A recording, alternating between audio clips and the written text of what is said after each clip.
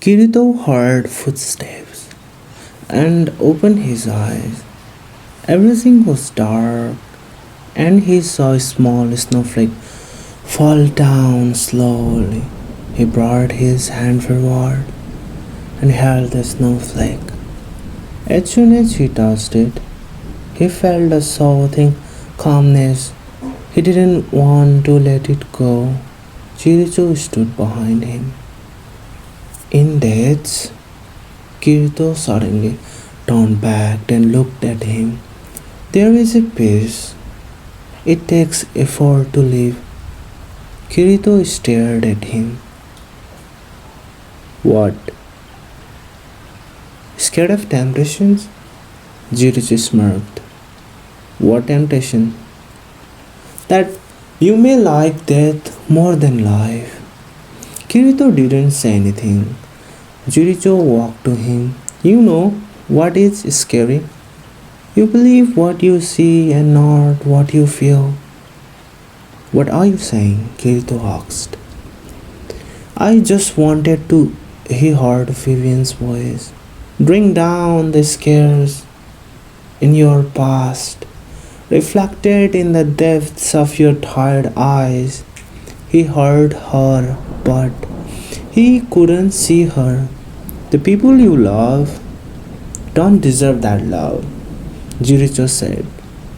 Only selective people deserve you.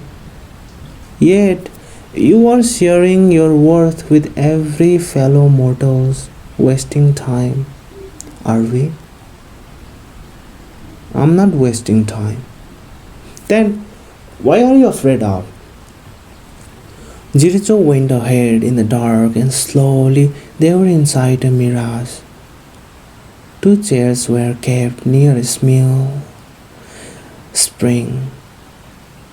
Tough times are coming, Jericho sat on the chair and looked at the spring. You need to be tough too. How do you know that? Kirito asked. As he walked towards him, I have friends. Jericho smiled. Don't run after a love that you have to hide. It's not worth having. You mean Erika? I mean everything. Open your eyes and see how miserable you are. And nobody but you are responsible for your pain and sadness. So, was it my fault? Doesn't matter whose fault it was. In the end, you are doing no good to yourself either. It's easy to say just stops, okay? Everyone does. It is equally easy to do it too. Stop pitying yourself. I don't do things like self pity. Jericho got up and turned towards Kirito. He looked into his eyes. We both know who is right here. Jericho had no smell. Kirito couldn't even hear him breathe. He could see his blue eyes turning slowly grey. What in the world are you? And why are you after me? I'm your wish. My wish? Jericho pressed his forehead on Kirito's forehead. Hanging on just 1 second longer than your enemies makes you the winner. My enemies? I shall guide you, but you must defeat me. Use your weapons.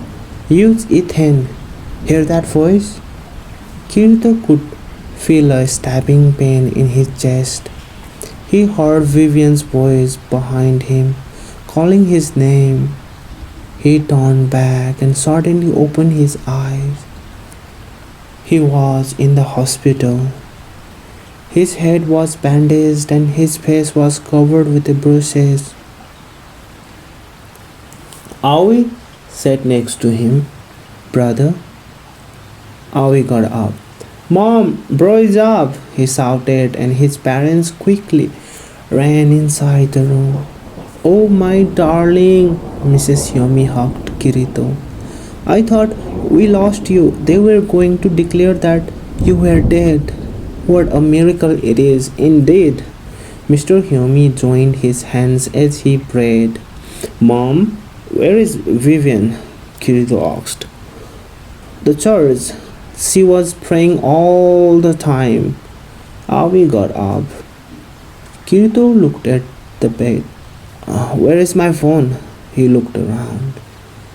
Is it not enough you survived? Your phone is crashed into the pieces.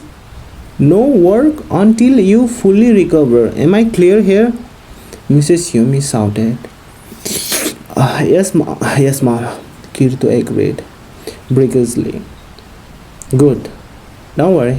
We inform all the office workers. They all paid their visits already. Kirito got up from his bed. I'll go get her. You are not allowed to leave the hospital yet. Don't care.